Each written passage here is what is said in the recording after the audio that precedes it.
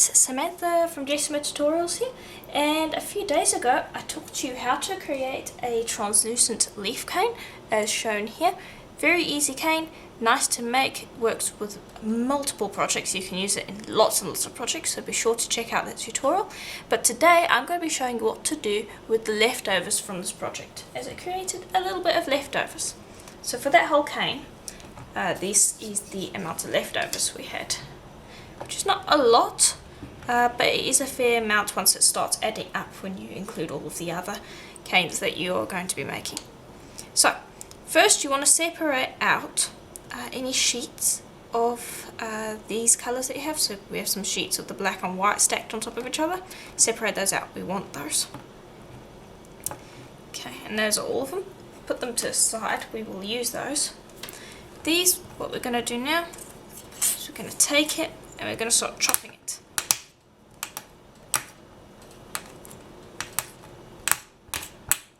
Up fine. And now this is similar to the Stroppel cane. I'm not sure if it is the exact same technique. I'm just doing it the way that I like to use it. Yeah. So basically it is an inspired cane by Stroppel, and it basically looks almost the same as a Stroppel cane. But if it's not following the exact process, that's fine. Right, there we go. All chopped up.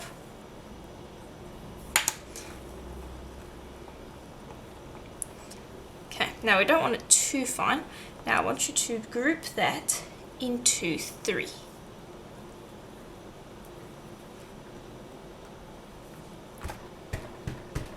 Okay, put that to the side. Bring over those other little pieces that we had. And what I want to do now is I want to try and mold them.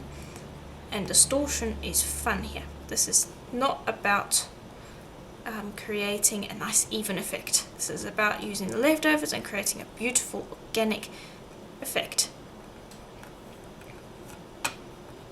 So I'm just trying to squish this into a rough rectangle shape. Then I'm going to take one group,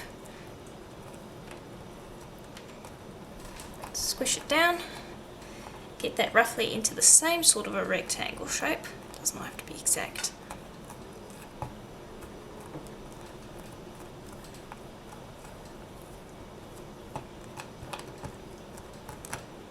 And then we're going to lay that on top, like so. Put that to the side, bring over the next one, and I'm just going to gently stretch it out into the same shape, or at least similar in shape. This one was a little bit narrow. Stack that on top. Again, grab another bunch, squish that all together. Okay, now if you don't have these sheets, I would recommend making them for the project. Just stack black and white on top of each other and roll it out to about 1 millimeter thick on your pasta machine. Because this is what gives our cane, which is almost complete chaos, some rhyme and reason.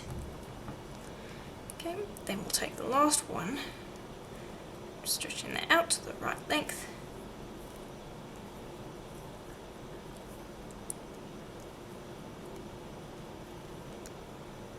And stacking. And also notice that the black is always facing down, the white's always facing up. I like to keep them somewhat, what's the word? Consistent. There we go. Word escaped me for a second there. Then we'll take our last grouping, press that together.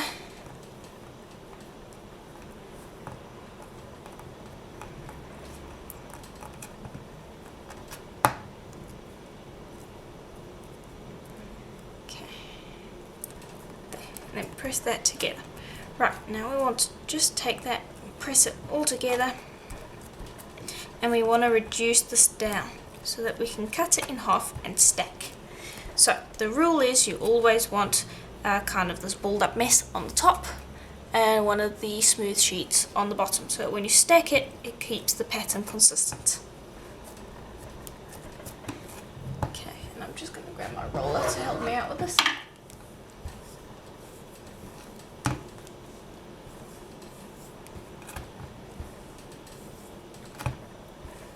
And this will reduce very quickly. And now, when making leftover canes, I recommend using leftovers within about, I'd say at least a month of making the cane. You can sometimes stretch it out to 2 months, but after that it starts to get rather crumbly and can be a little bit difficult to work with.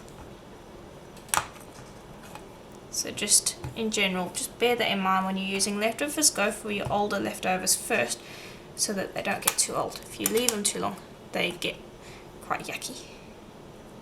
Okay, then we're just going to stack that like so. And you're always going to have little bits left over.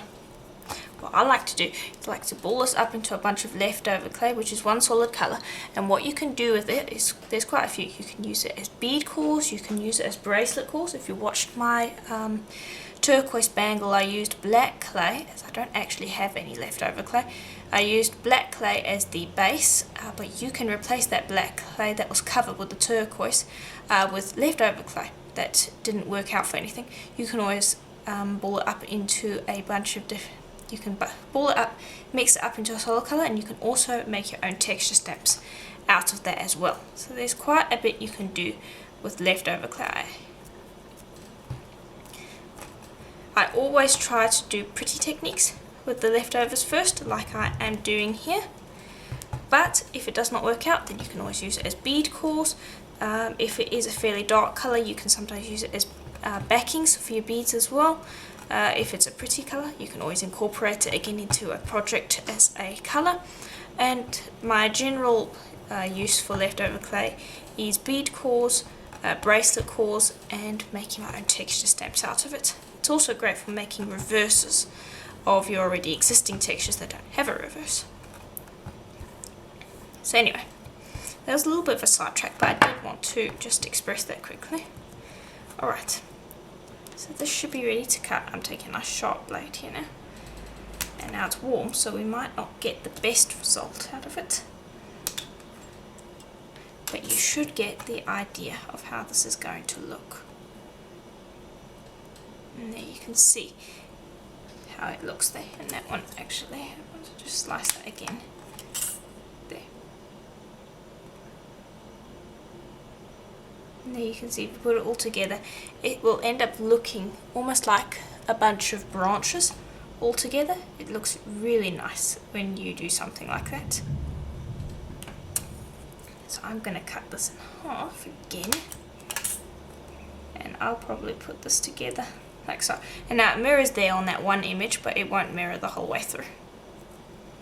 There. And that is probably how I will keep the cane.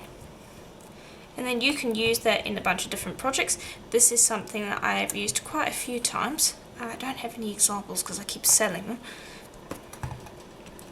But basically you can now use this as a background to put a bunch of little flower canes on. You can use it as half of your bead as a veneer. So for instance, like this one here, old bead, please forgive the amateurness of it. But for instance, what you could do is, we've got the silver mica shift on one side and kind of another mixed veneer on the side. I think you could take that and you could replace the mica shift with it, and you could have another veneer on the other side and then put a bunch of different canes down the middle. That's something that I often use with Stroppel style canes. So anyway, that's basically how I like to use the leftovers, especially if it's translucent black and white. Those three colours go really well together, and it means that I can use it in a lot of different projects. It's not niche colours. Whereas if it was like red and orange, you're not going to be able to put that with blue projects, but with the translucent black and white, it's neutral, you can put it with just about any project. So it's a great way to use those colours. So generally this is the technique I use for those colours specifically. So anyway, I do hope that you enjoyed the tutorial. Please let me know in the comments below if you would like more leftover tutorials, as I am building up a fair amount of leftovers due to the amount of canes that I'm doing at the moment.